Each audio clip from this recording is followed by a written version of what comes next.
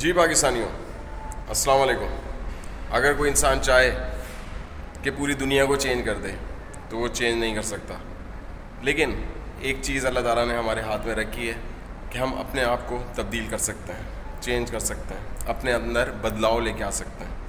ہمارے اندر بدلاؤ آنے کے بہت سارے طریقے ہیں۔ ہم اپنے رویوں کو صحیح کر لیں اور ہم اپنے اخلاق کو صحیح کر لیں، ہم اپنے ملنے جلنے اٹھنے بیٹھنے والوں کے ساتھ صحیح لوگوں کے ساتھ بیٹھنے شروع ہو جائیں تو ہم سیدھے رستے پہ بھی آ سکتے ہیں۔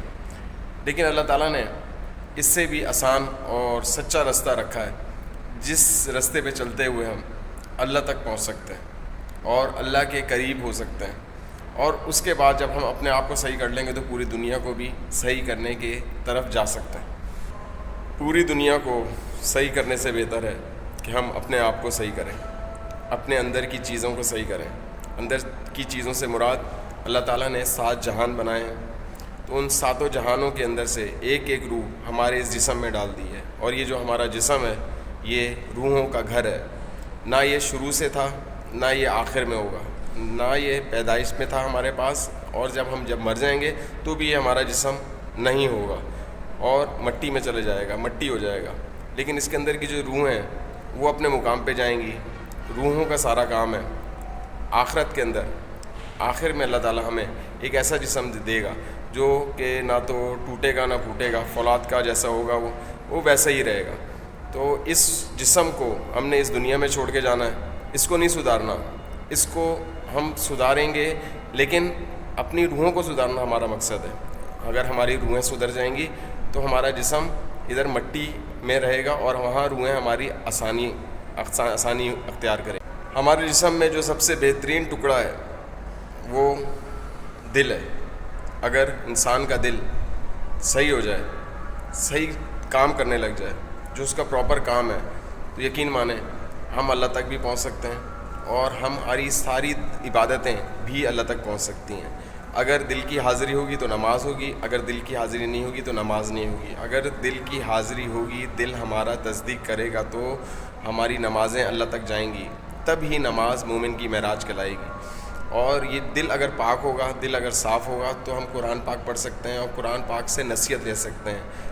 72 فرقے اسی قرآن پاک سے بنے ہیں، اسی کو پڑھ کے بنے، تو قرآن پاک نے انہیں فرقوں میں بانٹ دیا اس وجہ سے کہ ان کے نفس پاک نہیں تھے۔ اگر آپ کے نفس پاک ہو جائے تو آپ قرآن پاک کو پڑھیں گے تو قرآن پاک آپ کو نصیحت دے گا، قرآن پاک آپ کو صلاح دے گا۔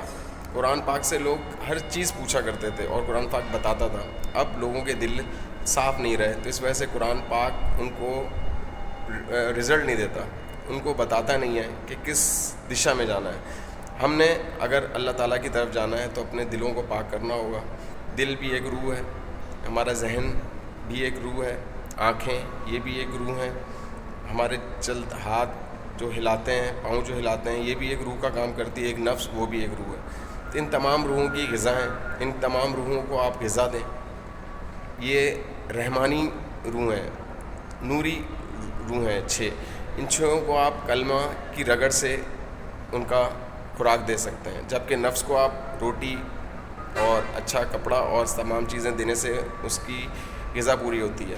لیکن دل کی غذا، روحوں کی غذا اچھا کھانا نہیں ہے بلکہ کلمہ طیب ہے، اللہ کا ذکر ہے۔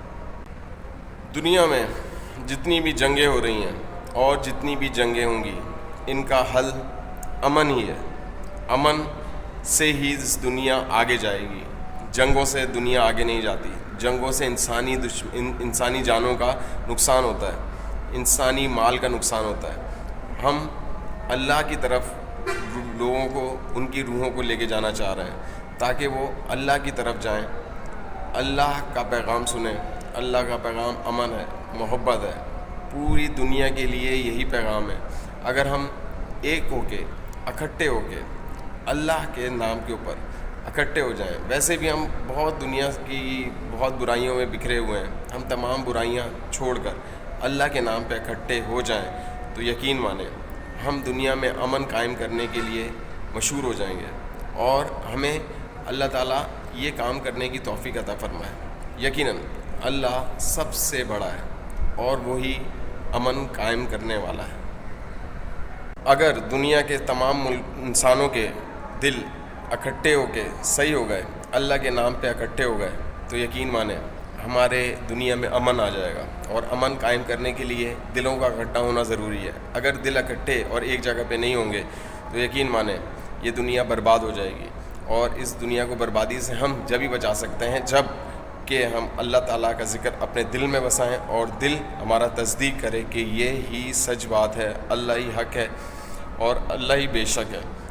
اللہ تعالیٰ نے ہمیں بہت سارے دنیا کے اندر ایسے ایسے مذہب اور ایسے ایسے فرقوں سے بچایا جس میں وہ مبتلا کر دے تو انسان اس سے نکل نہیں سکتا.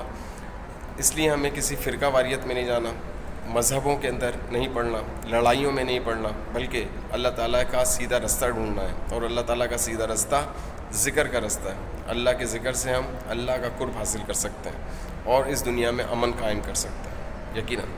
السلام علیکم.